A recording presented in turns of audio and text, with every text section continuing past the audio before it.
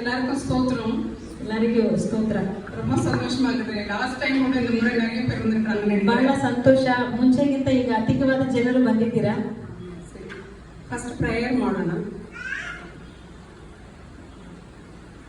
அன்பின் பரலோக பிதாவே, இந்த அருமையான மத்தியான வேளைக்காக உங்களுக்கு நன்றி செலுத்துகிறோம். ஆண்டவரே, நீர் எங்களோடு கூட பேசும் சுவாமி. ஆண்டவரே, இந்த வார்த்தைகள் ஏசப்பா ஆண்டவரே எல்லாருக்கும் ஏசப்பா சென்றடையும்படியாக ஆண்டவரே சத்திய ஆவியானவரே அப்பா நீர் இடைப்பட வேண்டும் என்று நாம் செபிக்கிறோம். ஆண்டவரே, வார்த்தைகளை கர்த்தாவை தந்தவர் நீர் ஏசப்பா. ஒவ்வொருடைய இருதயத்திலும் ஏசப்பா அந்த வார்த்தைகள் கர்த்தாவை பதியபடியாக ஆழமாக பதியபடியாக சுவாமி ஆண்டவரை நீ கிருபை பாராட்டுங்க. என்னோடும் இங்க உட்கார்ந்து இருக்கிற ஒவ்வொருவரோடும் கூட ஏசப்பா நீங்க பேசணும் சுவாமி. நாங்கள் கேட்கிறோம் தகப்பனே. எல்லாவற்றையும் ஏசப்பா உங்க அன்பின் கரத்தில் கொடுக்கிற இயேசு நாம் ஜெபிக்கிறதாவே. ஆமென். ஒரு பாட்டு போடுவோமா?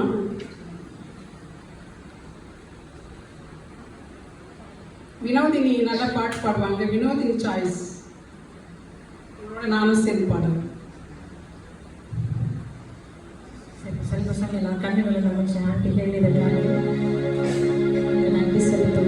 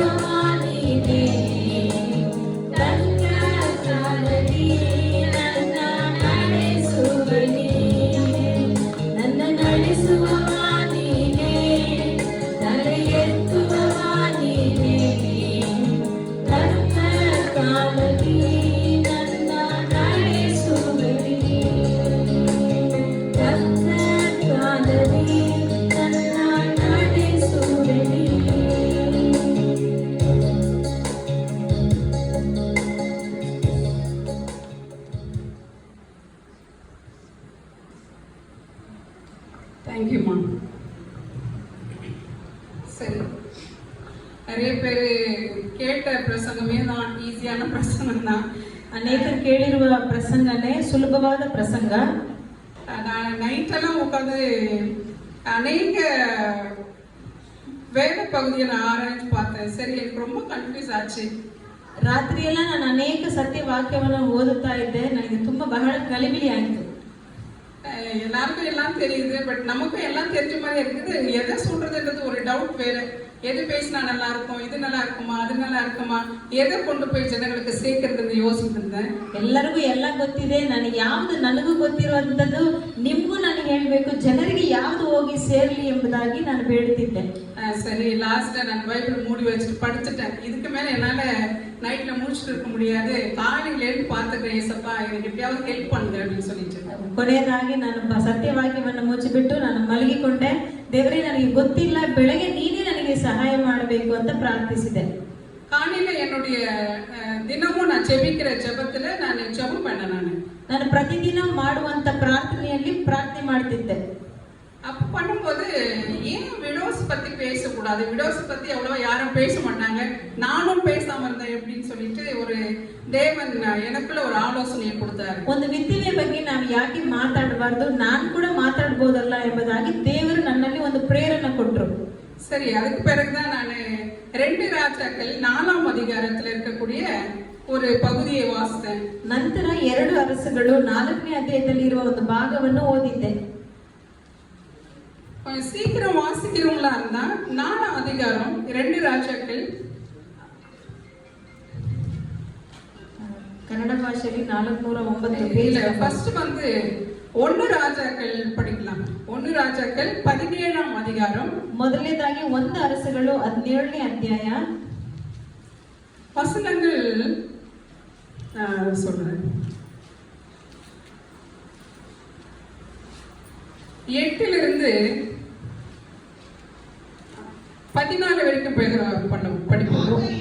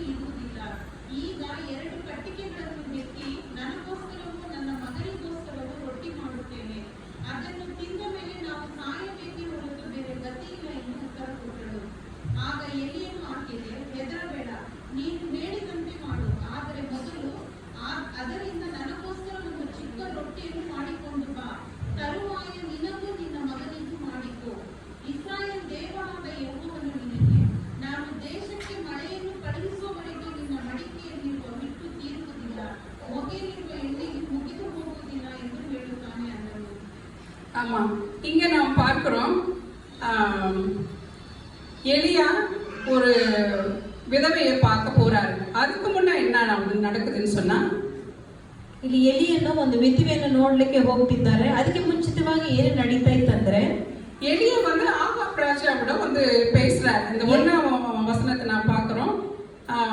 இந்த வருடங்களில மழையும் பெய்யாது பனியும் பெய்யாது அப்படின்னு சொல்லிட்டு எலியா வந்து ರಾಜ கிட்ட ಆಂಡವರುடைய ನಾಮத்தினால சொல்றேன்னு சொல்றாரு. ಎಲಿಯನು ಬಂದು ಹೇಳ್ತಿದ್ದಾನೆ ಆಹಾಬ್ ರಾಜನ ಹತ್ರ, ಇಲ್ಲಿ ಮಳೆನೂ ಬೀಳೋದಿಲ್ಲ ಮಂಜುನು ಬೀಳೋದಿಲ್ಲ ಎಂಬುದಾಗಿ ದೇವರ ಹೆಸರಿನಲ್ಲಿ ನಾನು ಹೇಳ್ತಿದ್ದೇನೆ ಅಂತ ಹೇಳಿದರು.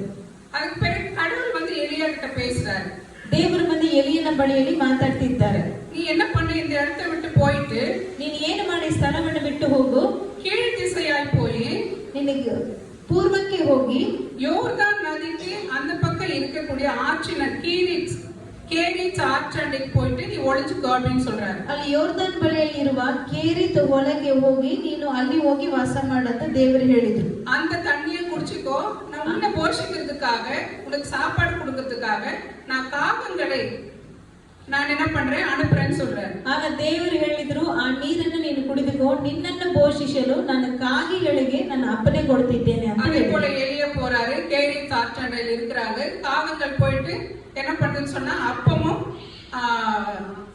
மாംಸத்தை என்ன பண்ணுது ஒவ்வொரு நாளும் எடுத்துட்டு போயிட்டு ಎಲಿಯಾவுக்கு கொடுக்குது. ಅದೇ ಪ್ರಕಾರ ಎಲಿಯನ್ನು ಅಲ್ಲಿ ಹೋಗ್ತಿದ್ದಾರೆ. ಪ್ರತಿದಿನ ಕಾಗೆಗಳು ರೊಟ್ಟಿ ಮತ್ತೆ ಮಾಂಸವನ್ನು ತೆಗೆದುಕೊಂಡು ಹೋಗಿ ಕೊಡ್ತಾ ಇದೆ. காரணம் அங்க மழை இல்ல, பனி இல்ல, பஞ்சம் ஏற்படுறது. இந்த பஞ்சத்தினால தன்னுடைய ஊழியக்காரனை தீர்க்கதரிசிய போஷிக்கணும்ன்றது ஒரு பக்கம் இருக்குது ஆண்டவருக்கு. ಕಾರಣ ಯಾಕಂದ್ರೆ ಅಲ್ಲಿ ಬರ ಬಂದಿತ್ತು, ಮಳೆ ಇಲ್ಲ, ಮಂಜು ಬೀಳಲಿಲ್ಲ, ಯಾವುದು ಬೆಳೆನೂ ಇಲ್ಲ. ಆದ್ದರಿಂದ ತನ್ನ ಸೇವಕರನ್ನು ಪೋಷಿಸಬೇಕು ಎಂಬುದಾಗಿ ದೇವರು ಈ ರೀತಿಯಾಗಿ ಮಾಡಿದರು. இவரு கேரித் ஆற்றண்டையில் போய் அந்த தண்ணீரை குடிக்கிறாரு. அந்த ஆறு கடைசில வச்சு போகுது. ಅಲ್ಲಿ ನೋಡ್ಬೇಕಾದ್ರೆ ಕೇರಿತ್ ಒಳಗೆ ಹೋಗಿ ಅಲ್ಲಿ ಹೋಗಿ ಅವರು ನೀರನ್ನು ಕುಡಿತಿದ್ದಾರೆ. ಕೊನೆಯದಾಗಿ ಅದು ಕೂಡ ಒಣಗಿ ಹೋಯಿತು. ஆமா, அப்ப மறுபடியும் கடவுள் வந்து எலியா கிட்ட பேசுறாரு. நீ வந்து என்ன பண்ண, இப்ப சீதோனுக்கு அடுத்து இருக்கக்கூடிய சாரிபாத் என்ற ஊருக்கு போனேன்னா அங்க ஒரு விதவை இருக்கிறாங்க.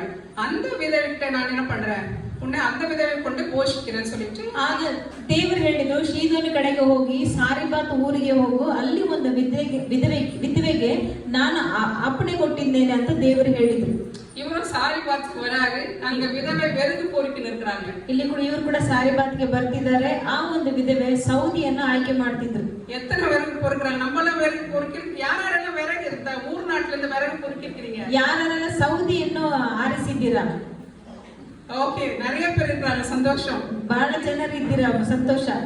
எவ்வளவு பேருக்கு பொறுப்போம்? நம்ம வீட்டுல சமைக்கிறதுக்கு நம்ம எத்தனை பேருக்கு பொறுப்போம்? ನಾವು ಸೌದಿ ಆರಿಸ್ಕೋಬೇಕಾದ್ರೆ ಮನೆಯಲ್ಲಿ ಅಡಿಗೆ ಮಾಡಕ್ಕೆ ಎಷ್ಟು ತಗೊಳ್ತೇವೆ? நல்ல பெரிய அந்த நிறைய இருக்கும், ஒரு 100 கட்டை இருக்குமா, 100-50 கட்டையும் பொறுக்கும், அப்பதான் ಸಾಪಾಡು. ಹೇಗಾದ್ರೂ ಒಂದು 50 ಕಟ್ಟಿಗೆ ಆದ್ರೆ ಇರ್ಬೇಕು, ಆಗನೇ ಆಹಾರ ಮಾಡಕ್ಕೆ ಆಗುತ್ತೆ.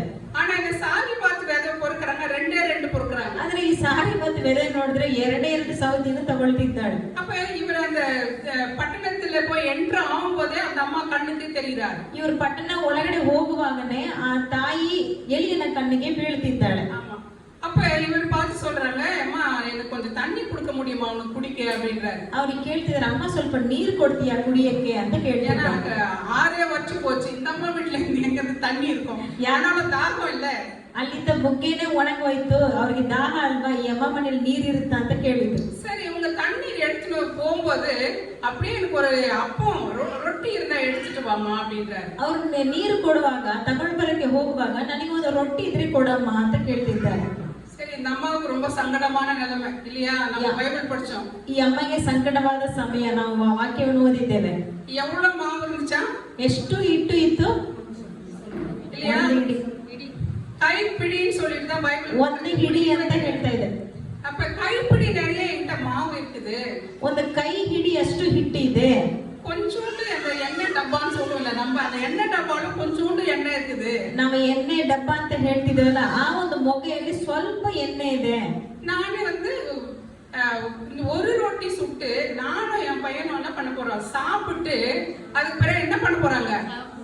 ஆமா, ಅವ್ರು ಹೇಳಿದ್ರು, ನಾನು ನನ್ನ ಮಗ ಒಂದು ರೊಟ್ಟಿಯನ್ನು ಸುಟ್ಟು ತಿಂದು ನಂತರ ಸಾಯನ್ನ ಅಂತ ಇದ್ದೇವೆ, நாங்க செத்துட போறோம் அப்படின்னு சொல்லிட்டு அவங்க சொல்றாங்க. உடனே எலியா சொல்றாரு, சரி சரி, இவர் என்ன நினைச்சாரு தெரியல, சரி நடக்கிறது நடக்கட்டும், முதல்ல எனக்கு சுட்டு எடுத்து ஒரு சின்ன ரொட்டி கொடுத்துருமா, அப்புறம் பாத்துக்கலான்ற. ಎಲೆಯನ್ನು ಹೇಳ್ತಿದ್ದಾರೆ, ನೀನ್ ಏನಾದ್ರೂ ಮಾಡಮ್ಮ, ಆದ್ರೆ ನೀನು ಒಂದು ರೊಟ್ಟಿಯನ್ನು ಚಿಕ್ಕ ರೊಟ್ಟಿ ನನಗೆ ಸುಟ್ಟು ತಗೊಂಡ್ಬಮ್ಮ ಅಂತ ಹೇಳ್ತಿದ್ದಾರೆ.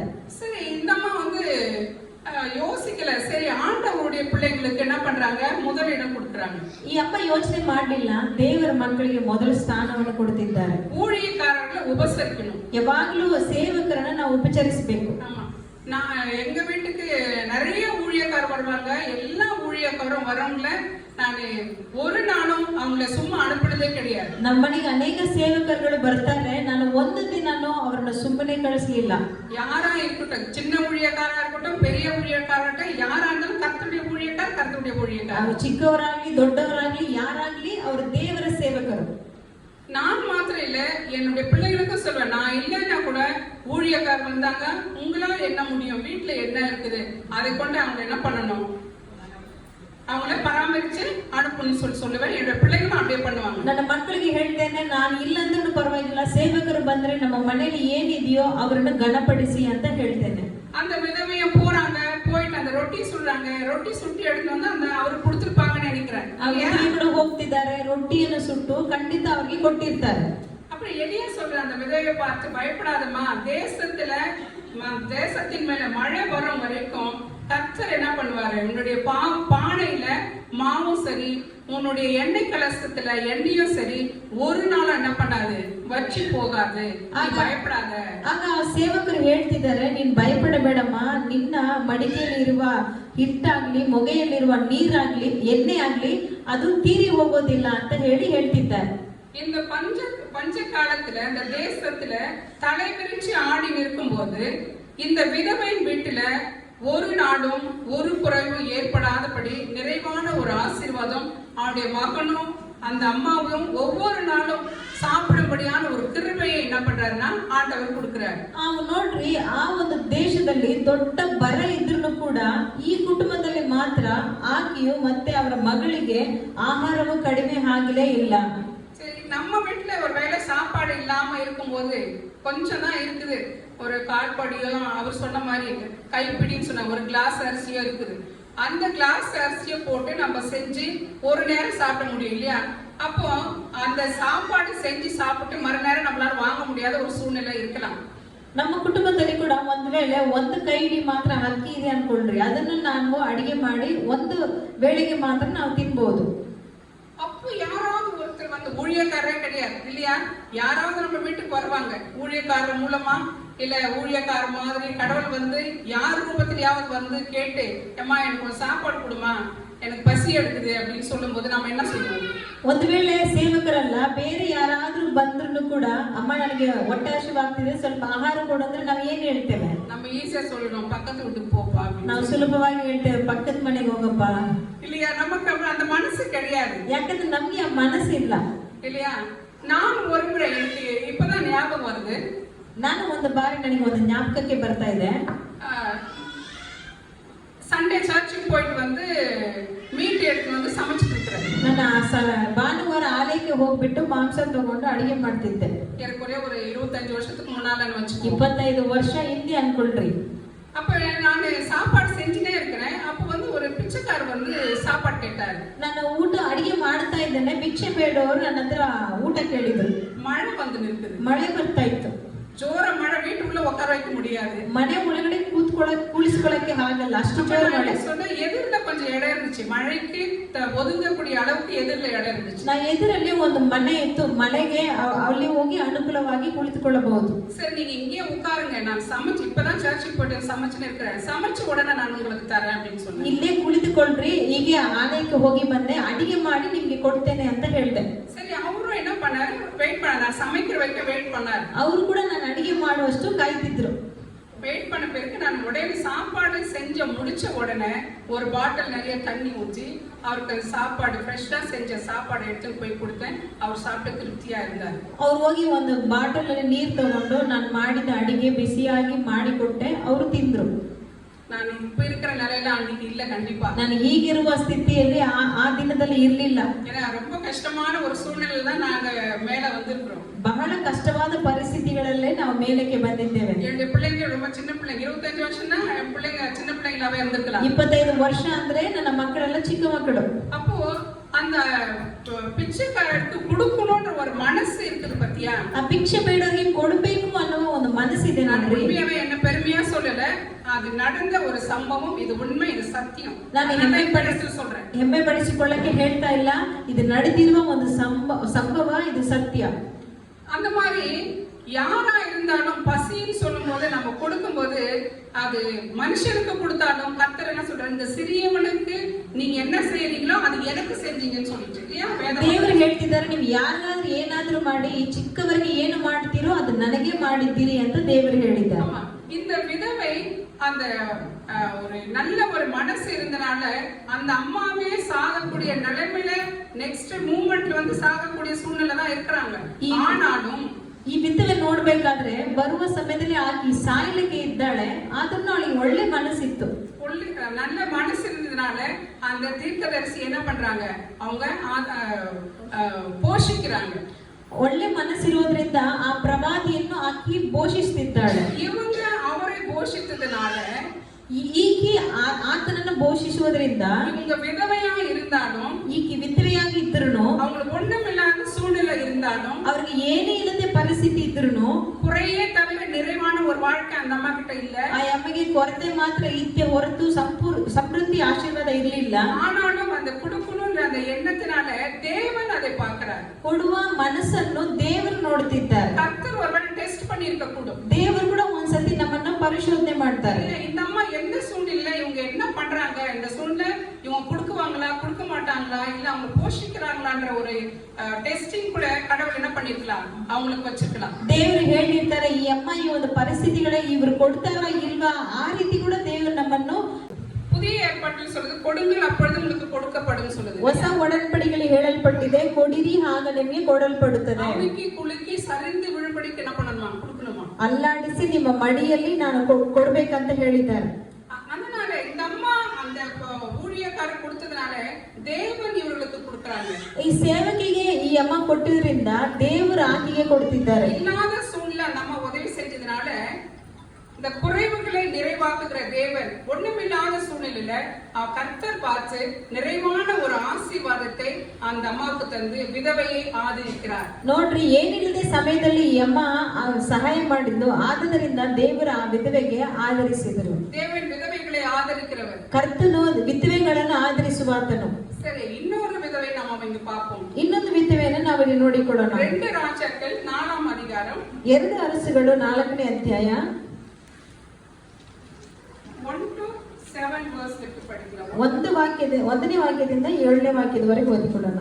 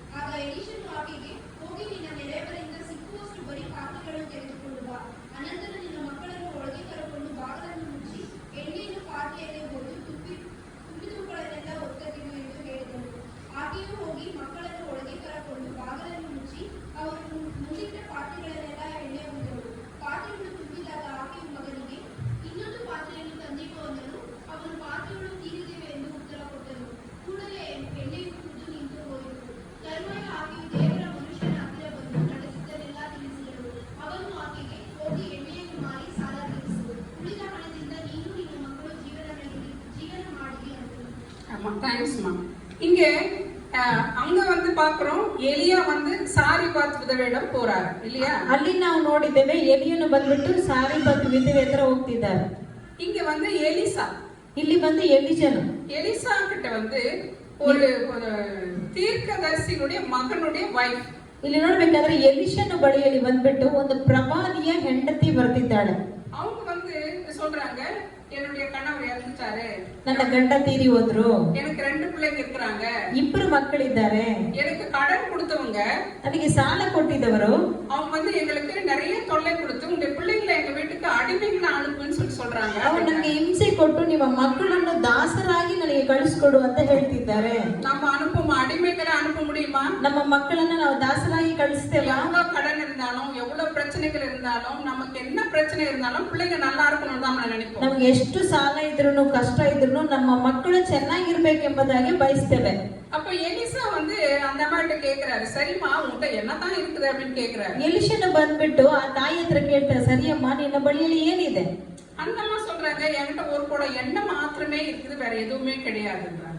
ಆ ಅಮ್ಮ ಹೇಳ್ತಿದ್ದಾರೆ, ನನ್ನ ಬಳಿಯಲ್ಲಿ ಒಂದು ಮೊಗೆ ಎಣ್ಣೆ ಮಾತ್ರ ಇದೆ ಎಂಬುದಾಗಿ ಹೇಳ್ತಿದ್ದಾರೆ. அப்ப எலிசா சொல்றாரு, சரி நீ போயிட்டு உன்னுடைய அக்கம் பக்கத்துல இருக்கிறவங்க கிட்ட எவ்வளவு பாத்திரம் இருக்குதோ அந்த பாத்திரத்தை வாங்கிட்டு வந்துரு.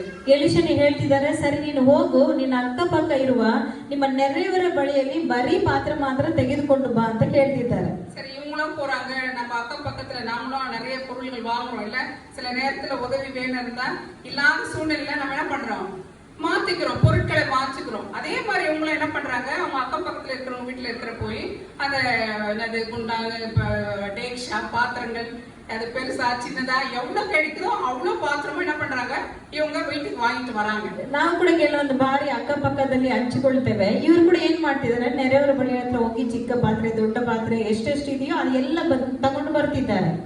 அப்ப அவர் என்ன சொல்றாரு, உன் பிள்ளைகளோட என்ன பண்ண, நீ கதவை கூட்டிக்கின்னு உன் பிள்ளைகளை போயிடு, எவ்வளவு பாத்திருக்கிறோம் அதை என்ன பண்ண நிரப்புன்னு சொல்றாரு. ಆಗ ಅವ್ರು ಹೇಳ್ತಿದ್ದಾರೆ, ನೀವು ಮಕ್ಕಳ ಕರೆದುಕೊಂಡು ಹೋಗು, ಬಾಗಿಲನ್ನು ಮುಚ್ಚಿಕೋ, ಎಷ್ಟು ಪಾತ್ರೆ ಇದೆಯೋ ಅಷ್ಟು ಪಾತ್ರೆಯಲ್ಲಿ ಎಣ್ಣೆಯನ್ನು ಹಾಕು ಅಂತ ಹೇಳ್ತಿದ್ದಾರೆ. இந்த அம்மாவும் வாங்கி வந்த எல்லா பொருட்களிலும் என்ன பண்றாங்க, எண்ணெய் ஊத்திட்டே இருக்கிறாங்க, ஒவ்வொரு பொருளும் நிரம்புது. ಈ ಅಮ್ಮ ಕೂಡ ಏನು ಮಾಡ್ತಿದ್ದಾರೆ ಅಂದ್ರೆ ತಗೊಂಡ್ ಬಂದಿರುವ ಎಲ್ಲ ಪಾತ್ರೆಗಳಲ್ಲಿ ಎಣ್ಣೆಯನ್ನು ಸುರಿಸ್ತಿದ್ದಾರೆ, ಎಲ್ಲ ಪಾತ್ರೆಗಳು ತುಂಬಿತ್ತು. ஆனா எவ்வளவு எண்ணெய் தான் நம்ம கிட்ட இருக்குது, ಆದ್ರೆ ಎಷ್ಟು ಎಣ್ಣೆ ಈ ತಾಯಿ ಹತ್ರ ಇತ್ತು, ஒரு குடத்துல, அது எவ்வளவு பெரிய குடம்னு தெரியாது, எடுத்து ஊத்துற மாதிரி இருக்குன்னா அப்ப சின்ன குடமா தான் இருக்கலாம். ನೋಡ್ಬೇಕಾದ್ರೆ ಒಂದು ಮೊಗೆ ಹಂಗಂದ್ರೆ ತಗೊಂಡು ಹಾಕುವಷ್ಟು ಇದೆ ಅಂದ್ರೆ ಅದು ಚಿಕ್ಕ ಪಾತ್ರೆಯಾಗಿ ಇರ್ಬೇಕು. அப்ப அந்த பாத்திரத்துல எண்ணெய் ஊத்த ஊத்த ஊத்த ஊத்த என்ன பண்ணுது, எண்ணெய் வந்துட்டே இருக்குது. ಆ ಪಾತ್ರದಲ್ಲಿ ಎಣ್ಣೆಯನ್ನು ಹಾಕುವಾಗ ಆ ಎಣ್ಣೆ ಉಕ್ಕುತ್ತಾನೇ ಇದೆ. அந்த எல்லா பாத்திரத்திலும் எண்ணெயை அந்த அம்மா என்ன பண்றாங்க, நிரப்புறாங்க. ಎಲ್ಲ ಪಾತ್ರದಲ್ಲಿ ಆ ತಾಯಿ ಏನ್ ಮಾಡ್ತಿದ್ದಾರೆ, ಎಣ್ಣೆಯನ್ನು ತುಂಬಿಸ್ತಿದ್ದಾರೆ. அதுக்கப்புறம் அந்த அம்மா சொல்றாங்க, அவங்க மகன்கிட்ட சொல்றாங்க, எப்ப இன்னொரு பாத்திரத்தை போய் எடுத்துட்டு வாப்பா அப்படின்னு சொல்றாங்க. ನಂತರ ಅವರ ತಾಯಿ ಹೇಳ್ತಿದ್ದಾರೆ, ಮಗನ ಬಳಿಯಲ್ಲಿ ಹೋಗಿ ಇನ್ನೊಂದು ಪಾತ್ರೆ ಇದ್ರೆ ತಗೊಂಡ್ ಬಾಪಾ. எடுத்துனவான்னு சொன்ன உடனே அந்த பாத்திரத்துல வர எண்ணெய் நின்னு போயிடுது. ತಗೊಂಡ್ ಬಾ ಅಂತ ಹೇಳಿದ ಕೂಡಲೇ ಆ ಪಾತ್ರೆಯಲ್ಲಿ ಉಕ್ಕುತ್ತಾ ಇದ್ದಾನ ಎಣ್ಣೆ ನಿಂತೋಯ್ತು. சரி, இங்க இருக்கட்டும், இந்த விஷயம் இங்கே இருக்கட்டும். அமுத சுரபின்னு யாருக்கெல்லாம் தெரியும்? யாரெல்லாம் படிச்சிருக்கீங்க? ಕನ್ನಡದಲ್ಲಿ ಅಕ್ಷಯ ಪಾತ್ರೆ ಅಂತ ಹೇಳ್ತಾರೆ. அக்ஷய பாத்திரமா? சரி, இந்த அமுத சுரபி என்ன பண்ணு சொன்னா எடுக்க எடுக்க எடுக்க எடுக்க என்ன பண்ணோம், வந்துட்டே இருக்கும். ಈ ಅಕ್ಷಯ ಪಾತ್ರೆ ಹೇಗೆ ಅಂದ್ರೆ ನಾವು ಆಹಾರವನ್ನು ತೆಗಿತಾ ತೆಗಿತಾ ಆಹಾರ ಬರ್ತಾನೇ ಇರುತ್ತೆ. நான் படிக்கும் போது ஒவ்வொரு முறை படிக்கும் போது எனக்கு அந்த அமுத சுரபி ஞாபகம் தான் வரும். ನಾನು ಒಂದೊಂದು ಬಾರಿ ನಾನು ಈ ಒಂದು ಭಾಗವನ್ನು ಓದುವಾಗ ಅಕ್ಷಯ ಪಾತ್ರೆನೇ ನನಗೆ ಜ್ಞಾಪಕಕ್ಕೆ ಬರುತ್ತೆ. அந்த அமுத சுரபி பற்றி எழுதின ஒரு பைபிள் படிச்சிருப்பாருன்னு நினைக்கிறேன். ಒಂದು ವೇಳೆ ಅಕ್ಷಯ ಪಾತ್ರವನ್ನು ಕುರಿತು ಬರೆದಿದ್ದವರು ಸತ್ಯವಾಕ್ಯವನ್ನು ಓದಿರ್ತಾರೆ ಅಂತ ನೆನೆಸ್ತೇನೆ. ஆமாவா இல்லையா? ಹೌದಾ ಇಲ್ವಾ? எல்லாமே இந்த காலத்துல நடக்கிற அநேக காரியங்கள் பைபிள்ல இருந்து தான். நிறைய விஷயங்கள் நம்ம பார்க்கும்போது பைபிள்ல இருந்து தான் எடுத்துக்கிறோம். ಈ ಕಾಲದಲ್ಲಿ ನಡೀತಿರುವ ಅನೇಕ ಕಾರ್ಯಗಳು ನಮ್ಮ ಬೈಬಲ್ ಇಂದನೇ ತಗೊಂಡಿದ್ದಾರೆ. அப்ப இந்த அமுத சுரபியை போல அந்த எண்ணெய் பாத்திரம் என்ன பண்ணுது, நிரம்பினே இருக்குது. ಈ ಅಕ್ಷಯ ಪಾತ್ರೆ ತರನೇ ಆ ಎಣ್ಣೆ ಪಾತ್ರೆ ಏನಾಗ್ತಾ ಇದೆ, ಹಾಗೆ ಉಕ್ಕುತ್ತಾನೇ ಇದೆ. அப்ப இந்த அம்மா என்ன சொல்றாங்க, சரி நின்னு போயிட்டு உடனே என்ன பண்றாங்க, மறுபடியும் எலிசா கிட்ட போடுறாங்க. ஐயோ இந்த எண்ணெய் வந்துட்டே இருந்துச்சு, நின்னு போயிடுச்சு அப்படின்னு சொல்லிட்டு ಎಣ್ಣೆ ಉಕ್ಕೋದು ನಿಂತು ಹೋದ ಕೂಡಲೇ ಅಮ್ಮ ಎಲಿಶನ ಬಳಿ ಅಯ್ಯ ಇದು ಎಣ್ಣೆ ನಿಂತೋಯ್ತು ಅಂತ ಹೇಳ್ತಿದ್ದಾರೆ. அப்ப எலிசா சொல்றாரு, சரிம்மா நீ என்ன பண்ணு, எவ்வளவு எண்ணெய் மூட்டை இருக்குதோ அந்த எண்ணெய் எல்லாம் என்ன பண்ணு, வித்து உன் கடன் எல்லாம், எவ்வளவு கடன் இருக்குதோ அந்த கடன் எல்லாம் என்ன பண்ணு, நீ தீர்த்துக்கோ. ಆಗ ಎಲಿಶನ ಹೇಳ್ತಿದ್ದಾರೆ, ಈ ಎಣ್ಣೆ ತಗೊಂಡು ಹೋಗಿ ನೀನು ಮಾರಾಟ ಮಾಡು, ಇನ್ನು ಉಳಿದಿದ್ದನ್ನು ನೀನ್ ಇಟ್ಕೋ ಅಂತ ಹೇಳ್ತಿದ್ದಾರೆ. மிச்சமா இருக்கிற அந்த எண்ணெய் என்ன பண்ணு, உனக்கும் உன்னுடைய பிள்ளைகளுக்காகவும் உன்னுடைய வாழ்க்கைக்கு என்ன பண்ணி வச்சுக்கோ. ಇನ್ನು ಉಳಿದಿರುವ ಎಣ್ಣೆಯನ್ನು ನಿನಗೂ ನಿನ್ನ ಮಕ್ಕಳಿಗೂ ನಿನ್ನ ಜೀವಿತಕ್ಕೆ ಇಟ್ಕೋ ಅಂತ ಹೇಳ್ತಿದ್ದಾರೆ. ஆமா, அப்ப இங்க இந்த விதவை கணவன் இல்லாத நிலையில, வாழ முடியாத ஒரு சூழ்நிலையில, கடன் பிரச்சனை இல்லையா, நிறைய மனிதர்களுடைய தொல்லைகள், அவனை தொந்தரவு செஞ்சவங்க, பிள்ளைகள் அடிமைகளா அனுப்புன்னு சொன்ன நிலையில இந்த அம்மாவுடைய நிலைமை எப்படி இருக்கும்? ನೋಡ್ರಿ, ಈ ಒಂದು ವಿಧವೆ ಅವ್ರ ಯಜಮಾನ್ರು ಇಲ್ಲ, ಅವ್ರು ಸಾಲ ಮಾಡಿಕೊಂಡಿದ್ದಾರೆ, ಮಕ್ಕಳನ್ನ ದಾಸನಾಗಿ ಕಳಿಸು ಅಂತ ಹೇಳಿರ್ತಾರೆ, ಹಿಂಸೆ ಪಡಿಸಿರ್ತಾರೆ. ಆ ತಾಯಿಯ ಹೃದಯ ಹೇಗಿರುತ್ತೆ? ஆனா இந்த அம்மா வந்து எந்த மனுஷன்கிட்டயும் போய் எதுவுமே கேட்கல, எந்த உதவியும் கேட்கல. ಆದ್ರೆ ಈ ತಾಯಿ ಬಂದ್ಬಿಟ್ಟು ನೋಡ್ರಿ, ಯಾವ ಮನುಷ್ಯನ ಹತ್ರ ಹೋಗಿ ಯಾವ ಸಹಾಯವನ್ನು ಕೇಳಲಿಲ್ಲ. நமக்கு அப்படி ஒரு பிரச்சனை இருந்தாக்கா நம்ம பக்கத்து வீட்டுக்கு போவோம், அக்கத்து வீட்டுக்கு போவோம், தூரத்துல இருக்கவங்க எல்லாம் போன் பண்ணி அவங்க நம்ம தடை நோவுறது இல்லாம இருக்கிறவங்க தலையெல்லாம் தின்றுது. ನಮಗೆ ಒಂದು ಸಮಸ್ಯೆ ಬಂದ್ರೆ ಅಕ್ಕಪಕ್ಕ ಹೋಗ್ತೇವೆ, ಇಲ್ಲಾಂದ್ರೆ ಬೇರೆಯವ್ರಿಗೆ ಕರೆ ಮಾಡಿ ಇದೆಲ್ಲ ತಿಳಿಸ್ತೇವೆ, ನಮ್ಮ ತಲೆನೋವನ್ನು ಅವ್ರಿಗೆ ಕೊಟ್ಟು ಬಿಡ್ತೇವೆ. ஆமாவா இல்லையா? ಹೌದಾ ಇಲ್ವಾ? சும்மா இருக்கிறது ஏதாவது சொல்றது, கடவுள் எவ்வளவு நன்மைகள் செய்தாலும், எவ்வளவு ஆசீர்வாதங்களை கொடுத்தாலும், கர்த்தர் எவ்வளவு சுகத்தை கொடுத்தாலும், பலனை கொடுத்தாலும், நம்மளுக்கு என்ன பண்ணோம், சின்ன ஒரு பெரிய பெரிய பிரச்சனை எல்லாம் சால்வ் ஆயிட்டு இருக்கும். ஆனா சின்ன பிரச்சனைக்கு புலம்புறது புலம்புறது புலம்புறது. ದೇವರು ನಮ್ಗೆ ಎಷ್ಟು ಆಶೀರ್ವಾದವನ್ನು ಕೊಟ್ಟಿರ್ತಾರೆ, ಎಷ್ಟು ದೊಡ್ಡ ದೊಡ್ಡ ಕಾರ್ಯ ಮಾಡಿರ್ತಾರೆ, ಆದ್ರೆ ಒಂದು ಚಿಕ್ಕ ಒಂದು ಕಾರ್ಯಕ್ಕೆ ನಾವು ಗೋಳಾಡ್ತಾನೆ ಇರ್ತೇವೆ. இந்த மாதிரி யார் பண்ணாங்க? ಈ ತರ ಯಾರು ಮಾಡಿದ್ರು? இஸ்ரவேலர் பண்ணாங்க. இஸ்ரேல் ಜನರು ಮಾಡಿದ್ರು. கடவுள் வந்து யோர்தான் நதியை குவியலா மாத்தினாரு, செங்கடலை ரெண்டா பிழைச்சாரு, எங்களுக்கு தண்ணியே இல்லம் போது கண்மலை வடிச்சு தண்ணீரை கொடுத்தாரு இல்லையா. சாப்பாடு இல்லப்பா, நாங்க எகிப்துல நல்லா சாப்பிட்டு இப்ப வந்து சோறா இல்ல எங்களுக்குன்றாங்க. ನೋಡ್ರಿ, ದೇವರು ಇಸ್ರಾಯೇಲ್ ಜನರಿಗೆ ಕೆಂಪು ಸಮುದ್ರವನ್ನು ಮತ್ತೆ ಜೋರ್ದಾನ್ ನದಿಯನ್ನು 2 ಭಾಗ ಮಾಡಿದ್ರು, ಬಂಡೆ ಸೀಲಿ ನೀರು ಕೊಟ್ರು, ಊಟ ಇಲ್ಲ ಅಂತ ಹೇಳುವಾಗ ಮನ್ನವನ್ನು ಕೊಟ್ರು. இந்த மண்ணை யார் சாப்பிட்டுதான்? ಈ ಮನ್ನ ಯಾರು ತಿಂದಿದ್ದು ಗೊತ್ತಾ? தேவ தூதர்கள் சாப்பிட்ட ஒரு உணவை சாதாரண ஜனங்களுக்கு ஆண்டவர் கொடுக்கிறார். ದೇವ ದೂತರು ತಿಂದಿರುವ ಆಹಾರವನ್ನು ದೇವರು ಸಾಧಾರಣ ಜನರಿಗೆ ಕೊಡ್ತಿದ್ದಾರೆ. எவ்வளவு பெரிய ஒரு ஆசீர்வாதம், ಎಷ್ಟು ದೊಡ್ಡ ಆಶೀರ್ವಾದ ತಾನೆ. தேவ தூதர்கள் சாப்பிட்ட சாப்பாட்டை கொடுக்கிறாரு. எப்பா எங்களுக்கு நான் வெஜிடபிள் எல்லாம் பிடிக்காது, எனக்கு நான்வெஜ் தான் வேணும்னு சொல்றாரு. ದೇವದೂತರು ತಿಂದಿರುವ ಆಹಾರವನ್ನು ಕೊಡುತ್ತಿದ್ದಾರೆ. ಅಯ್ಯೋ ನಮಗೆ ತರಕಾರಿ ಆಹಾರ ಇಷ್ಟ ಆಗಿಲ್ಲ, ನಮಗೆ ಮಾಂಸನೇ ಬೇಕಂತ ಕೇಳ್ತಿದ್ದಾರೆ. அப்புறம் காற்று அடிக்குது, என்னது எவ்வளவு குவியலா என்ன பண்ணுது, இந்த காடைகள் வந்து அந்த வனாந்தரத்தை என்ன பண்ணுது, ரொப்புது. ನಂತರ ಒಂದು ಗಾಳಿ ಬೀಸ್ತಿದೆ, ಹಂಗೆ ಗುಂಪು ಗುಂಪಾಗಿ ಲಾವಕಿಗಳು ಬೀಳ್ತಾ ಇದೆ. அப்ப நான்வெஜ்ஜும் கொடுக்கறாரு, வெஜிடபிள் ஃபுட்டும் கொடுக்கறாரு, எல்லாம் கொடுக்கறாரு. எல்லாத்தையும் கொடுத்தும் புலம்பிட்டே இருக்கிறது. நாங்க அங்கே இருந்து தான் நல்லா இருந்திருப்போம், எங்களை கூட்டின்னு வந்து இங்க சாவடிக்கிறத கூட்டின்னு வந்து மறுபடியும் எங்களை கூட்டின்னு போய் விட்டுடு, அதே தான் நாமளும் இன்னைக்கு பண்றோம். ನೋಡ್ರಿ ದೇವರು ತರಕಾರಿ ಆಹಾರವನ್ನು ಕೊಡ್ತಾರೆ, ಮತ್ತೆ ಮಾಂಸದ ಆಹಾರ ಕೊಡ್ತಾರೆ, ಇದೆಲ್ಲ ಕೊಟ್ಟಾದ್ಮೇಲೆ ಗೋಲಾಡ್ತಿದ್ದಾರೆ. ஆனா இந்த விதவை அப்படி பண்ணல, யார்கிட்டயும் போய் புலம்பல. முதல் போறாங்க, அந்த தீர்க்கதரிசியை பாக்குறாங்க, எலிசாவை பாக்குறாங்க, எலிசா கிட்ட தன்னுடைய குறையை சொல்றாங்க. ಈ ವಿಧವೆ ನೋಡ್ರಿ ಯಾರ ಹತ್ರನೂ ಹೋಗ್ಲಿಲ್ಲ. ಮೊದಲಾಗಿ ಎಲಿಷನ ದೇವರ ಮಗನನ್ನು ನೋಡ್ತಿದ್ದಾರೆ, ಅವರ ಹತ್ರ ಎಲ್ಲವನ್ನೂ ಹೇಳುತ್ತಿದ್ದಾರೆ. தேவருடைய மகன் சொன்னாக்கா தேவன்கிட்டே சொன்ன மாதிரி, ஏன்னா தேவன் அன்னைக்கு வந்து என்ன பண்ணாரு, தீர்க்கதரிசிகள் மூலமாக பேசினார். ದೇವರ ಮಕ್ಕಳ ಹತ್ರ ಹೇಳುವುದಂದ್ರೆ ಏನಂದ್ರೆ ದೇವರ ಹತ್ರನೇ ಹೇಳಿರ್ತಾರ. ಯಾಕಂದ್ರೆ ಆ ಕಾಲದಲ್ಲಿ ದೇವರು ಪ್ರವಾದಿಗಳನ್ನ ಉಪಯೋಗಿಸಿದ್ರು. அப்ப தேவன் கிட்ட முதல்ல வராங்க, தன்னுடைய குறைகளை சொல்றாங்க. தேவன் அவங்களுடைய குறையை மாற்றி நிறைவான ஒரு ஆசீர்வாதத்தை அவங்களுடைய லைஃப் ஃபுல்லா அவங்க குறையில்லாம வாழ்வதற்கு ஒரு வழியை உண்டு பண்ணித்தார். ದೇವರ ಮಗನ ಹತ್ರ ಹೇಳ್ತಿದ್ದಾರೆ, ದೇವರು ಅವರನ್ನು ಆಶೀರ್ವದಿಸಿ ಅವರಿಗೆ ಜೀವಮಾನವೆಲ್ಲ ಒಂದು ಆಶೀರ್ವಾದವನ್ನು ಕೊಡ್ತಿದ್ದಾರೆ. அப்போ தேவன் இந்த விதவையும் என்ன பண்றாங்க, ஆண்டவர் கிட்ட தன்னை முழுமையா அர்ப்பணிக்கும் போது ஆண்டவர் விதவைகளை என்ன பண்றாரு, ஆதரிக்கிறவராய். ಈ ವಿಧವೆ ಏನು ಮಾಡ್ತಿದ್ದಾರೆ ಅಂದ್ರೆ ದೇವರ ಹತ್ರ ತನ್ನನ್ನು ಸಮರ್ಪಣೆ ಮಾಡುವಾಗ ದೇವರ ಆಕೆಯನ್ನು ಆಧರಿಸಿದರು. சரி, நாம இப்ப புதிய ஏற்பாட்டுல ஒரு விதவை பற்றி பார்ப்போம். ಹೊಸ ಒಡன்பಡಿಕೆಯಲ್ಲಿ ಒಂದು ವಿಧವೆಯನ್ನು ಕುರಿತು ನೋಡೋಣ. யாருக்காவது ஒரு ஐடியா இருக்குதா யாரை பத்தி இருக்கலாம்? ಯಾರಿಗಾದ್ರೂ ಒಂದು ಯೋಚನೆ ಇದೆಯಾ ಯಾರಂತ? இந்த காசு போட்டு 2 காசு போட்டவள் நாயனூர் விதவை. ஆமா, நன்றி அம்மா. சரி, இங்க வந்து நாயனூர் ஒரு நாயனூர் விதவை. நாயனூர் என்றது ஒரு ஊரு, அங்க இருக்கக்கூடிய ஒரு விதவை. ನಾಯಿನೆಂಬ ಒಂದು ಊರಿತ್ತು, ಅದರಲ್ಲಿ ಒಂದು ವಿಧವೆ ಇದ್ರು. இங்க ஆண்டவர் வந்து கப்பர்நகூம்ல இருக்கக்கூடிய 100க்கு அதிபதியினுடைய வேலைக்காரனை சுகப்படுத்திட்டு, கப்பர்நகூம்ல 100க்கு அதிபதியினுடைய வேலைக்காரனை குணப்படுத்திட்டு இவர் போறாரு. ದೇವರು ನೋಡ್ಬೇಕಾದ್ರೆ ಶತಾಧಿಪತಿಯ ಕೆಲಸದವರನ್ನು ಗುಣಪಡಿಸಿ ದೇವರು ಕಪ್ಪರ್ನಹೂಮಿನಿಂದ ಹೋಗ್ತಿದ್ದಾರೆ. அவர் ஆண்டவர் ஏசாமி போனவே கூட கூட்டங்களுக்கு நிறைய இருக்கும் இல்லையா, திரளான ஜனங்கள் அவரை பின்தொடர்ந்து போயிட்டே இருப்பாங்க. ಯೇಸು ಸ್ವಾಮಿ ಹೋದ್ರು ಎಷ್ಟು ಗುಂಪಾಗಿ ಜನರು ಇದ್ರಲ್ಲ, ಅನೇಕ ಜನ ಅವ್ರ ಹಿಂದೆ ಹೋಗ್ತಾ ಇದ್ರು. அப்ப போயிட்டு இருக்கும்போது இவர் ஊரின் வாசலுக்கு, அந்த ஊரு பட்டணத்தினுடைய என்ட்ரன்ஸ் ஒண்ணு இருக்கும் இல்ல, அதுக்குள்ள அவர் நுழையிறாரு. ಆ ಊರಿನ ಬಾಗಿಲ ಒಳಗಡೆ ಹೋಗ್ತಿದ್ದಾರೆ. அப்ப ஒரு மரித்த ஒரு வாலிப பிள்ளைனை தூக்கிட்டு வர அந்த பாடையும் அதன் பக்கத்துல அழுதுட்டு வர ஒரு அம்மாவையும் பாக்குறாரு. ಸತ್ತು ಹೋಗಿರುವ ಒಂದು ಯವನಸ್ಥನನ್ನು, ಅದನ್ನ ಹಾಡೆಯನ್ನು ಹಿಂದೆನೋ ಅವರ ತಾಯಿ ಅಳುತ್ತಾ ಬರ್ತಿದ್ದಾರೆ. லூக்கா 7ஆம் அதிகாரத்துல 11 17 வசனம் படிக்க முடியாதனால அந்த 7ஆம் அதிகாரத்துல 12ஆம் வசனம் மாத்திரம் யாரா படிச்சா நல்லா இருக்கும்னு நினைக்கிறேன். ಲೂಕ 7ನೇ ಅಧ್ಯಾಯದಲ್ಲಿ 11ರಿಂದ 17 ಇದೆ, ಆದ್ರೆ 12ನೇ ವಾಕ್ಯ ಮಾತ್ರ ಯಾರಾದ್ರೂ ಓದ್ಬೇಕಾಗಿ ಕೇಳಿಕೊಳ್ತಿದ್ದೇನೆ.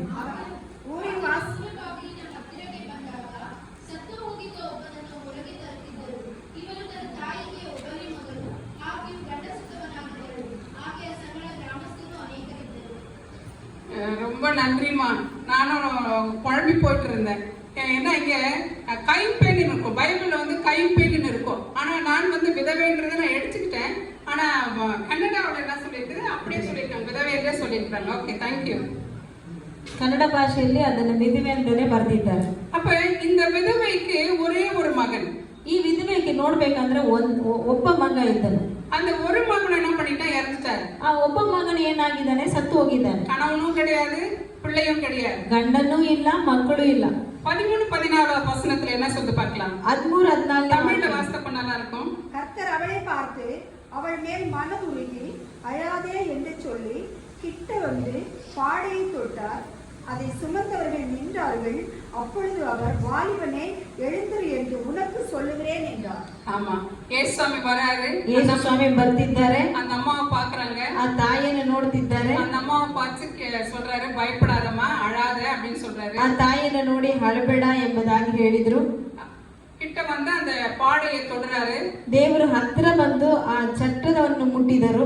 பாடையை தொட்டு அந்த வாலிபனை பிடிச்சி எழுப்புறாரு, கையை பிடிச்சி என்ன பண்றாரு, எழுப்புறாரு. ಆ ಒಂದು ಚಟ್ಟವನ್ನು ಹಿಡಿದ ಕೂಡಲೇ ಯವನಸ್ಥರನ್ನು ಕೈ ಹಿಡಿದು ಎತ್ತುತ್ತಿದ್ದಾರೆ.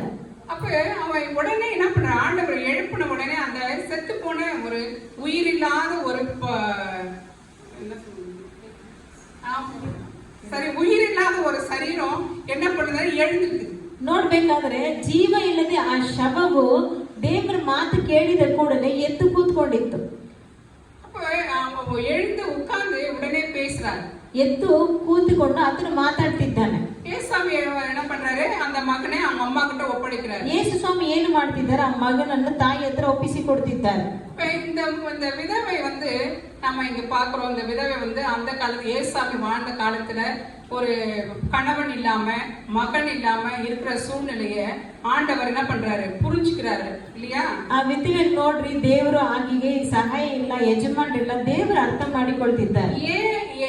எதற்காக ஏசாமி வந்து அந்த அம்மா கிட்ட வந்து மனதுருகிறாருன்றது வந்து விஷயம் இருக்கு. ಯಾಕೆ ದೇವರು ಆ ತಾಯಿಯ ಬಳಿಯಲ್ಲಿ ಬಂದು ಆಕೆಯನ್ನು ಕಂಡು ಕನಿಕರ ಪಟ್ಟರು ಎಂಬುದಾಗಿ ವಿಷಯವಿದೆ. ஏன் சொன்னாக்கா, ஏசாமி வாழ்ந்த காலத்துல யூத பெண்களுக்கு ஒரு மரியாதை கிடையாது. ಯಾಕಂದ್ರೆ ಯೇಸು ಸ್ವಾಮಿ ಜೀವಿಸುವ ದಿವಸದಲ್ಲಿ ಯಹೂದ ಹೆಣ್ಣು ಮಕ್ಕಳಿಗೆ ಯಾವ ಮರ್ಯಾದೆನೂ ಇಲ್ಲ. வெறும் ஆண்களுக்கு மாத்திரமே மரியாதை. ಆ ಗಂಡಸ್ತರಿಗೆ ಮಾತ್ರನೇ ಮರ್ಯಾದೆ ಇತ್ತು. அந்த குடும்பங்களில கூட எத்தனை பேர் பொறுத்திருக்காங்கன்னா, 4 பிள்ளைங்க 2 பொண்ணு 2 புள்ள இருந்தா 2 புள்ள தான் சொல்லுவாங்க. ಆ ಕುಟುಂಬದಲ್ಲಿ ನೋಡ್ಬೇಕಾದ್ರೆ 4 ಹೆಣ್ಣು ಮಕ್ಕಳು 2 ಗಂಡು ಮಕ್ಕಳು ಅಂದ್ರೆ ಎಷ್ಟು ಮಕ್ಕಳು ಅಂದ್ರೆ 2 ಗಂಡು ಮಗ ಅಂತ ಹೇಳ್ತಾರೆ. ஓல்ட் டெஸ்டமெண்ட்ல நிறைய கால அட்டவணைகள் இருக்கு. அந்த கால அட்டவணைகள்ல ஆண்கள் பேர் மாத்திரம் இருக்குமே தவிர பெண்கள் பேர் இருக்காது. ನೀವು ನೋಡ್ಬೇಕಾದ್ರೆ ಹಳೆ ಒಡன்பಡಿಕೆಯಲ್ಲಿ ಅನೇಕ ವಂಶಾವಳಿಗಳು ಇದೆಯೇ, ಅದ್ರಲ್ಲಿ ನೋಡ್ಬೇಕಾದ್ರೆ ಗಂಡು ಮಕ್ಕಳ ಹೆಸರು ಮಾತ್ರ ಇರ್ತದೆ ಹೊರತು ಹೆಣ್ಮಕ್ಳ ಹೆಸರು ಇರಲ್ಲ. ஏன்னா யாக்கோபை கூட நம்ம சொல்லலாமே, யாக்கோபுக்கு 13 பேர் தானே பிள்ளைங்க. ಯಾಕೋಬಿಗೆ ನೋಡ್ಬೇಕಾದ್ರೆ 13 ಜನ ಮಕ್ಕಳು ತಾನೆ. ஆனா ஏன் 12 பேர்னு சொல்றாங்க? ಯಾಕೆ 12 ಮಂದಿ ಅಂತ ಹೇಳ್ತಿದ್ದಾರೆ? பொண்ணு கணக்குல இல்ல, ಆ ಹೆಣ್ಣು ಮಗಳು ಲೆಕ್ಕದಲ್ಲಿ ಇಲ್ಲ இல்லையா? ஆனா நம்ம இன்னைக்கு பொண்ணுங்களை தான் பையனை விட அதிகமா நேசிக்கிறோம்ல. ಆದ್ರೆ ನಾವು ನೋಡ್ರಿ ಈ ಕಾಲದಲ್ಲಿ ಗಂಡನಿಗಿಂತ ಹೆಣ್ಮಕ್ಳನ್ನೇ ಬಹಳವಾಗಿ ಪ್ರೀತಿ ಮಾಡ್ತಿದ್ದೇವೆ. நாம அவங்களோட விசேஷத்தவர்கள் தான். ನಾವು ಅವರಿಗಿಂತ ವಿಶೇಷವಾದವರೇ. ஆண் பிள்ளைகளையும் பெண் பிள்ளைகளையும் சரியாக நடத்த தேவன் நம்மளுக்கு ಸಪೋರ್ಟ್ பண்ணிக்கிற ஏசாமி தான். ಗಂಡು ಮಕ್ಕಳನ್ನು ಹೆಣ್ಣು ಮಕ್ಕಳನ್ನು ಸಮಾನವಾಗಿ ನಡೆಸಬೇಕು ಎಂಬುದಾಗಿ ಯೇಸು ಸ್ವಾಮಿ ತಿಳಿಯಪಡಿಸಿದ್ದಾರೆ.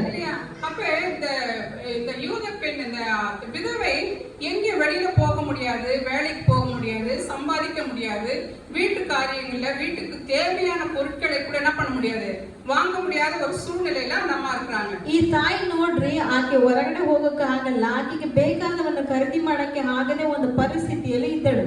கணவன் இருந்தாம வெளியே போக முடியாது, ಗಂಡ ಇದ್ದ ಅಂದ್ರೆ ಹೊರಗಡೆ ಹೋಗಕ್ಕೆ ಆಗಲ್ಲ. கணவன் இல்லாம வெளியே போக முடியுமா? ಗಂಡ ಇಲ್ಲದೆ ಹೊರಗಡೆ ಹೋಗಕ್ಕೆ ಆಗುತ್ತಾ? இயேசு சாமி இருந்த காலத்தில் மாத்திரம் கிடையாது, இன்னைக்குமே அது நடக்குது. ಯೇಸು ಸ್ವಾಮಿಯಲ್ಲಿ ಇದ್ದ ಕಾಲದಲ್ಲಿ ಮಾತ್ರವಲ್ಲ, ಇವತ್ತಿಗೆ ಕೂಡ ಅದು ನಡೀತಾ ಇದೆ. ನಾನು நிறைய அனுபவிச்சிருக்கிறேன். ನಾನು ಕೂಡ ಬಹಳ ಅನುಭವಿಸಿದ್ದೇನೆ. யாருக்கெல்லாம் என்ன பத்தி தெரியும்? ಯಾರಿಗೆ ನನ್ನ ಬಗ್ಗೆ ಗೊತ್ತು? அம்மா 2 கை தான் தூக்கி, ஒரு அம்மா இப்பதான் உள்ள போனாங்க. ஒருவேளை 3 பேரும் நினைச்சுக்கலாம். 3 ಜನ ಅಂತ ತಿಳ್ಕೊಳ್ಳೋಣ. நான் ஒரு விடோ. ನಾನು ಕೂಡ ಒಂದು ವಿಧವೆ. எனக்கு 2 பிள்ளைங்க. ನನಗೆ 2 ಮಕ್ಕಳು. என்னுடைய 2 பிள்ளைங்க குழந்தைங்க.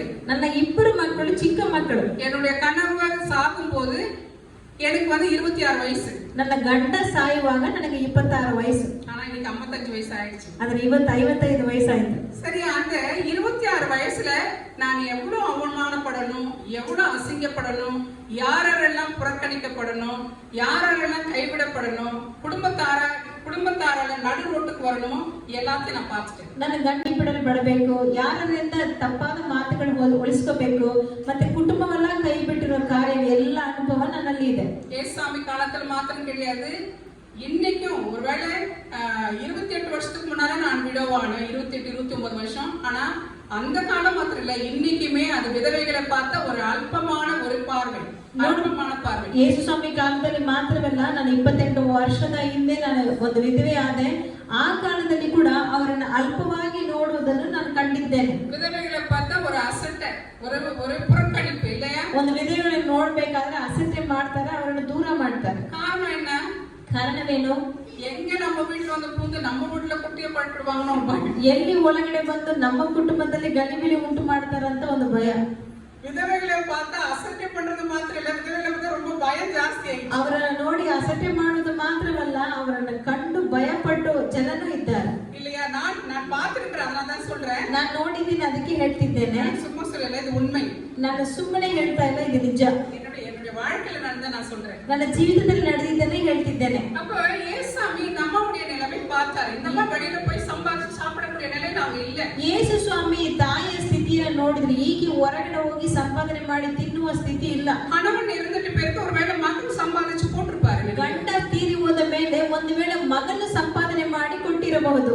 ஆமாவா இல்லையா? ಹೌದಾ ಇಲ್ವಾ? அதனால கர்த்தர் சொல்ற இந்த பிள்ளையா செஞ்சுட்டா இந்த அம்மா வாழ்க்கைக்கு என்ன பண்ணுவாங்க, இந்த அம்மா சாப்பாட்டுக்கோ இல்ல துணிக்கோ மணிக்கோ வீட்டுக்கோ என்ன பண்ணுவாங்கன்னு தான் கடவுள் மனதுருகிறாரு நம்ம மேல. ಈಗ ನೋಡ್ರಿ, ಈ ಮಗನು ತೀರಿ ಹೋದ್ರೆ ಈ ಅಮ್ಮ ಮನೆಗೂ ಊಟಕ್ಕೆ ಬಟ್ಟೆಗೆಲ್ಲ ಏನು ಮಾಡ್ತಾರೆ ಎಂಬುದಾಗಿ ದೇವರು ಕಂಡರು. அதனாலதான் கர்த்தர் என்ன பண்றாரு சொல்லிட்டு அந்த அம்மா மேல மனதுருகிறாரு. மனதுருகி அந்த மகனை என்ன பண்றாரு, திரும்ப இறந்து போன அந்த மகனை திரும்ப என்ன பண்றாரு, உயிரோடு எழுப்பி அந்த அம்மாவுக்கு ಒಪ್ಪಡಿಕ್ರಾರ. ಅದಕ್ಕೆ ಸ್ವಾಮಿ ಏನ್ ಮಾಡಿದ್ರು, ಆಕೆಯನ್ನು ಕಂಡು ಕನಿಕರಿಸಿ ಆ ಒಂದು ಸತ್ತು ಹೋಗಿರೋ ಯವನ ಮಗನನ್ನು ಪುನಃ ಜೀವದಿಂದ ಎಬ್ಬಿಸಿದರು. அந்த அம்மாவுக்கு ஒரு வாழ்க்கைக்கு ஒரு துணை மகன், ஒரு சப்போர்ட் இல்லையா? அந்த அம்மாவுடைய வாழ்க்கைக்கு இந்த மகன் ஒரு பெரிய சப்போர்ட்டா இருப்பான் அப்படின்னு சொல்லிட்டு என்ன பண்றாரு, கர்த்தர் அவனை திரும்ப உயிர்ப்பிக்கிறார். ಆ ಮಗನ ಆ ಸಹೋದರಿ ಆ ತಾಯಿಯ ಜೀವಿತದಲ್ಲಿ ಆ ಮಗ ಆಕೆಗೆ ಸಹಾಯ ಮಾಡ್ತಾನಂತ ಹೇಳಿ ಪುನಃ ದೇವರು ಆಕೆಗೆ ಆತನಿಗೆ ಜೀವವನ್ನು ಕೊಟ್ಟರು. ஆமா, நாம இங்க பாக்குறோம் விதவை. முதல் முறை பார்த்தோம் சாரிபாத் விதவை பார்த்தோம். ரெண்டாவது பார்த்தோம் ஒரு தீர்க்கதரிசியுடைய மகனுடைய ஒரு மனைவி விதவையை பத்தி பார்த்தோம்.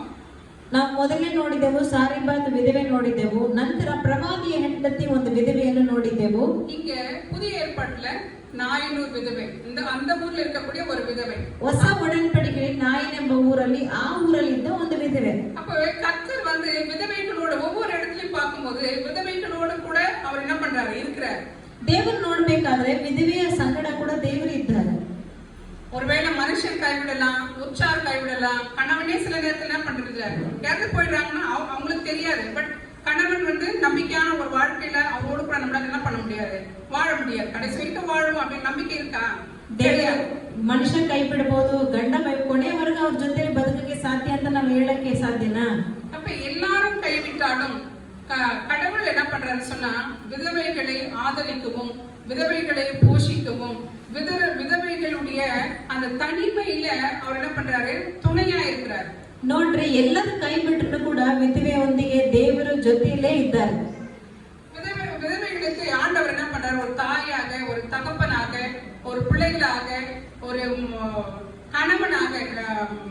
ஏசாயா 54 சொல்லும், உன் சிருஷ்டிகையே உன் நாயகர் சொல்லலாம். அப்ப இங்கிலீஷ் பைபிள்ல உன்னுடைய ஹஸ்பண்ட் போட்டிருக்கோம். ನೀವು ನೋಡ್ಬೇಕಾದ್ರೆ ವಿಧವೆಗಳಿಗೆ ದೇವರು ತಂದೆಯಾಗಿ, ತಾಯಿಯಾಗಿ, ಮಕ್ಕಳಾಗಿ, ಅದು ಮಾತ್ರವಲ್ಲ ನಾವು ಏಷ್ಯಾದಲ್ಲಿ ಓದುತ್ತೇವೆ, ನಿನ್ನ ಸೃಷ್ಟಿಕರ್ತನೇ ನಿನಗೆ ಯಜಮಾನರು ಅಂತ ಬರೆಯಲ್ಪಟ್ಟಿದೆ. அப்போ விதவைகளை கர்த்தர் ஒவ்வொரு இடத்துலயும் பார்க்கும்போது, இது போல நிறைய விதவைகள் பைபிள்ல இருக்கிறாங்க. நம்ம எடுத்துக்கிற ஒரு 3 தான் எடுத்து இன்னைக்கு படிச்சிருக்கிறோம். ஆனா தேவன் விதவைகளை ஆதரிக்கிறவராக இருக்கிறார். ನೋಡ್ರಿ, ಸತ್ಯವಾಗಿದ್ದರೆ ಅನೇಕ ವಿಧವೆಗಳಿದ್ದಾರೆ, ಆದ್ರೆ 3 ಜನರನ್ನು ಮಾತ್ರ ಕುರಿತು ನಾವು ಓದಿದ್ದೇವೆ. ದೇವರು ವಿಧವೆಗಳನ್ನು ಆಧರಿಸುತ್ತಿದ್ದಾರೆ. ಸಂಗೀತ 146:9 நம்ம வாசிப்போம். ಕೀರ್ತನೆ 146:9 ಓದಿಕೊಳ್ಳೋಣ.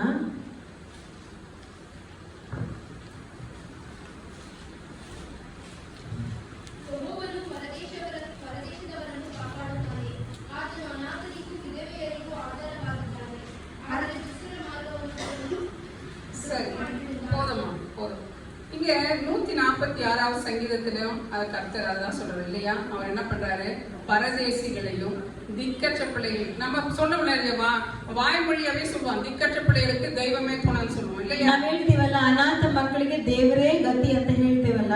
ஆண்டவரும் கூட என்ன பண்றாரு சொல்லி, பரதேசிகளுக்கும் திக்கற்ற பிள்ளைகளுக்கும் விதவைகளுக்கும் அவர் என்ன பண்றாரு, அவர் ಆದರವಾಳರಾಗ, ಆದರಿக்கிறವರಾಗ, ಅವನೋಡು ಕೂಡ பயணிக்கிறவராக இருக்கிறார். அவர் ನೋಡಿ, ಅನಾಥರಿಗಳಿಗೂ ಮತ್ತೆ ವಿಧವೆಗಳಿಗೂ ದೇವರು ಆದರಿಸುವಾತನಾಗಿದ್ದಾನೆ, ಅವರ ಸಂಗಡ ಇರುವಾತನಾಗಿದ್ದಾನೆ இல்லையா? அப்ப கர்த்தர் வந்து ஒவ்வொரு நாளும் உண்மையாய் தம்மை நோக்கி பார்க்கிற ஒவ்வொருவரும் கர்த்தர் என்ன பண்றாரா, ಸಮೀಪமாய் இருக்கிறார். ನೋಡ್ರಿ, ದೇವರು ನಿಜ ನಿಜವಾಗಿ ಆತನನ್ನು ಹುಡುಕುವವರ ಬಳಿಯಲ್ಲಿ ದೇವರು ಸಮೀಪದಲ್ಲಿ ಇದ್ದಾನೆ. கர்த்தரை நம்புகிறவர்களையும் கிருபை சூழ்ந்து கொள்ளும். ದೇವರನ್ನು ನಂಬುವವರಿಗೆ ಕೃಪೆಯು ಆವರಿಸುತ್ತದೆ. கர்த்தரை நம்புகிறவன் ஒரு நாள் என்ன பண்ண மாட்டான், வெட்கப்பட்டு. ஆமா, ದೇವರನ್ನು ನಂಬುವವರನ್ನು ಎಂದಿಗೂ ಆಶ್ರಮ ಪಡುವುದಿಲ್ಲ. அப்ப விதவைகளை மாத்திரமில்ல, கர்த்தர் வந்து எல்லாரையும் எந்த சூழ்நிலையும் நம்ம கடவுளை நோக்கி நம்முடைய மனது மனத்தாழ்மையோடு ஆண்டவரை நோக்கி பார்க்கும்போது அவர் என்ன பண்றாரு, நமக்கு சமீபமா இருக்கிறார். ನೋಡ್ರಿ, ವಿಧವೆ ಮಾತ್ರ ಅಲ್ಲ, ದೇವರು ನಾವು ಪೂರ್ಣ ಮನಸ್ಸಿನಿಂದ ಆತನನ್ನು ನೋಡುವಾಗ ದೇವರು ನಮ್ಮನ್ನು ಆಧರಿಸುವಾತನಾಗಿದ್ದಾನೆ. கர்த்தர் ஆனா ஸ்பெஷலா வந்து விதவைகளோடு கூட இருக்கிறார். ஆனா கூப்பிடுற ஒவ்வொருவருக்கும் அவர் என்ன பண்றாரு, ಬಲಿಲೆ ಕೊಡುಕ್ರ ದೈವಮಾಯಿಕ್ರ. ವಿಶೇಷವಾಗಿ ವಿಧವೆ ಜೊತೆಯಲ್ಲಿ ಇದ್ದಾರೆ, ಕೂಗುವ ಎಲ್ಲರಿಗೂ ನಿಜ ನಿಜವಾಗಿ ಕೂಗುವವರಿಗೆ ಸಮೀಪದಲ್ಲಿ ಇದ್ದಾರೆ.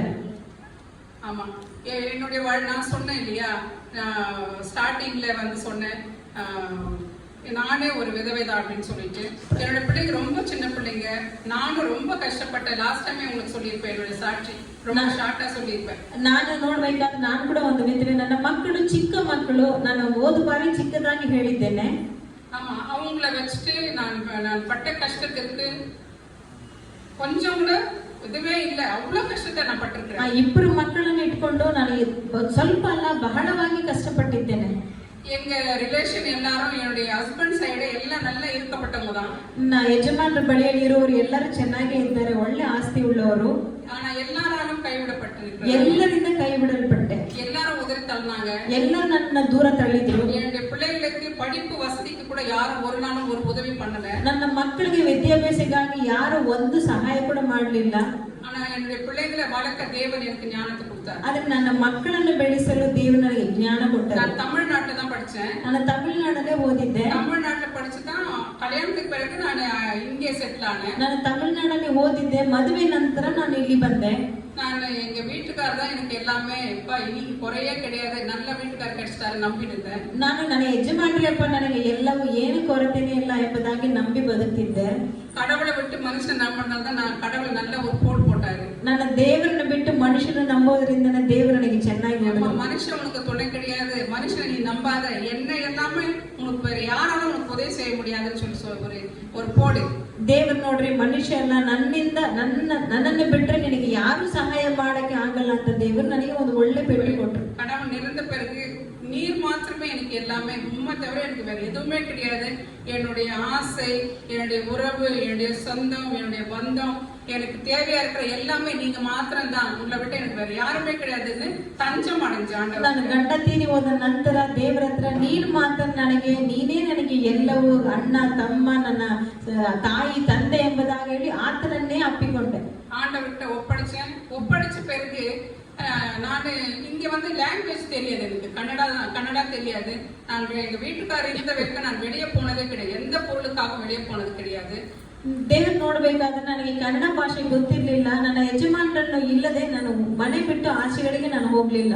அந்த சூழ்நிலை நானே என்னுடைய காலை நிற்க வேண்டிய சூழ்நிலையை கடவுள் ஏற்படுத்தினார். ನಾನೇ ನನ್ನ ಕಾಲಲ್ಲಿ ನಿಂತುಕೊಳ್ಳುವಷ್ಟು ದೇವರು ನನಗೆ ಒಂದು ಪರಿಸ್ಥಿತಿಯನ್ನು ಕೊಟ್ಟರು.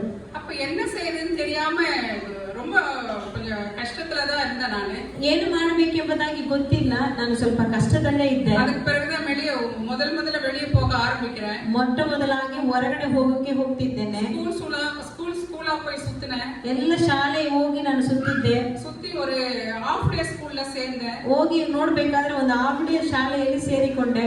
எனக்கு இங்கிலீஷும் சரியா தெரியாது, கன்னடமும் தெரியாது, என்ன சொல்லி கொடுக்குறது? ನನಗೆ ಆಂಗ್ಲನೂ ಗೊತ್ತಿಲ್ಲ, ಕನ್ನಡನೂ ಗೊತ್ತಿಲ್ಲ, ನಾನು ಹೇಗೆ ಹೋಗಿ ಏನು ಹೇಳಿಕೊಡ್ಲಿ? ஆனா தேவன் ஞானத்தை கொடுத்தார். ದೇವರು ಜ್ಞಾನವನ್ನು ಕೊಟ್ಟರು. அதே இங்கிலீஷ் மீடியம் ஸ்கூல்ல நர்சரி பிள்ளைங்களுக்கு சொல்லி கொடுக்க கடவுள் கிருபை செய்தார். ಅದೇ ಇಂಗ್ಲಿಷ್ ಮೀಡಿಯಂ ಸ್ಕೂಲಲ್ಲಿ ಚಿಕ್ಕ ಮಕ್ಕಳಿಗೆ ಹೇಳಿಕೊಡುವಷ್ಟು ಜ್ಞಾನ ದೇವರು ನನಗೆ ಕೊಟ್ಟರು. இப்ப ஸ்கூல் முடிச்சிட்டு வந்து ஆஃப் டே வீட்டுக்கு வந்துட்டேன்னா இன்னும் இருக்கிற ஆஃப் டேவ்ல ஒரு 20-25 பிள்ளைங்க டியூஷன் எடுப்பேன். ಮತ್ತೆ ಶಾಲೆ ಬಿಟ್ಟು ಬಂದ ಕೂಡಲೇ ಮತ್ತೆ ಅರ್ಧ ದಿನ ಇರುತ್ತಲ್ಲ, ನಾನು ಒಂದು 25 ಮಕ್ಕಳಿಗೆ ಟ್ಯೂಷನ್ ತೆಗಿತಾ ಇದ್ದೆ.